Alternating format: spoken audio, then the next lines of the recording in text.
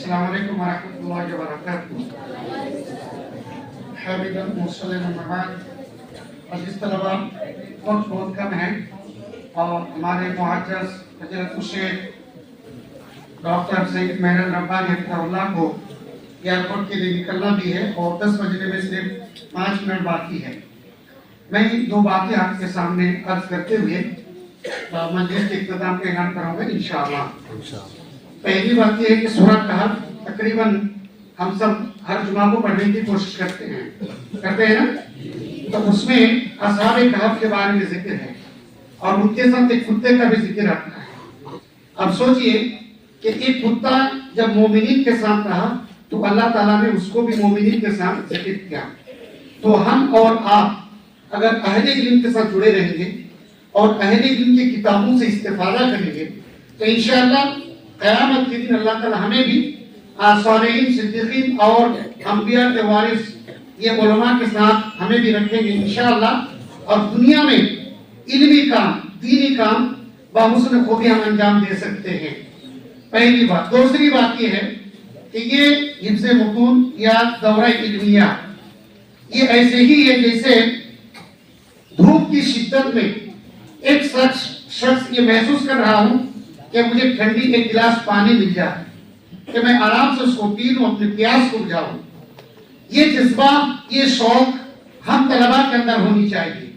اگر ہمارے اندر یہ شوق اور یہ جذبہ رہے تو انشاءاللہ اس سال جو ہمارے آخری کلاس کے طلباء رہیں اور کچھ دنوں کے بعد چلے جائیں گے،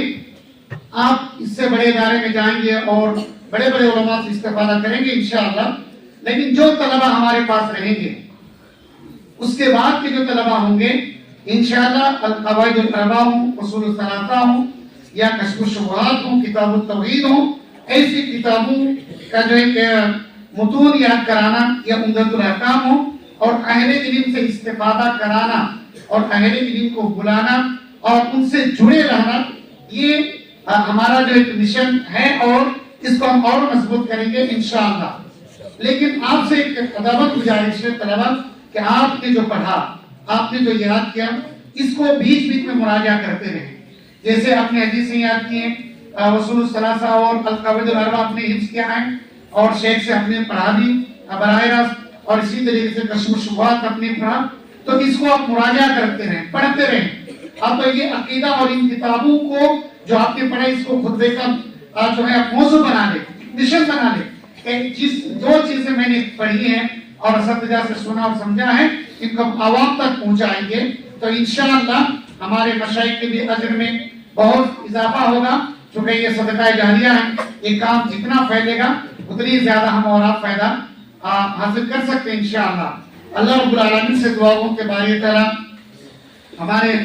مشائخ کے نظام کو اسی طریقے سے ہمارے بیچ آنے اور ہمیں استفادہ کرنے کی توفیق عطا فرمائیں، اور ساتھ ہی ساتھ ہم طلباء کو، ہم اساتذہ کرام کو، موقر علماء کرام کی سرپرستی اور ان سے سیکھنے کا جذبہ ہمیشہ ہمارے دلوں میں باقی رکھیں۔ آمین وصلی اللہ علی نبینا محمد۔ میں آخر میں شکر ادا کرتا ہوں معزز مشائخ نظام کا، استاد محترم فضیلت الشیخ موسیٰ بن اللہ ابو الحسن المدنی حفظہ اللہ، سرپرست اعلیٰ دارالمسلمین، اور اسی طریقے سے فضیلت الشیخ ڈاکٹر سید مہران ربانی مدنی حفظہ اللہ، جنہوں نے مجھے یاد کیا اور خدمت کرنے کا موقع عنایت کیا، اس لیے میں بہت ممنون و مشکور ہوں۔ اور اسی طریقے سے میں بہت زیادہ ممنون و مشکور ہوں اپنے اساتذہ کرام کا کہ ان کاموں میں ہمارے اساتذہ بھی بڑھ چڑھ کے حصہ لیتے ہیں اور کبھی بھی پیچھے نہیں ہٹ رہے ہیں، اور میں شکر گزار ہوں اپنی طلباء اعزام کا کہ ہمارے طلباء بھی ماشاءاللہ علماء کرام سے سیکھنے کا جذبہ رکھتے ہیں، اور جو بھی سیکھنے سکھانے کے تعلق سے کہی جائیں ہمارے طلباء فوراً اس کو قبول کرتے ہیں۔ اللہ تعالیٰ اس چیز کو برقرار رکھیں، اور پھر اخیر میں آپ تمام کا شکریہ ادا کرتے ہوئے مجلس اختتام کا اعلان کیا جاتا ہے اس دعا کے ساتھ: سبحانک اللہم و بحمدک، اشہد ان لا الہ الا انت، استغفرک و اتوب الیک۔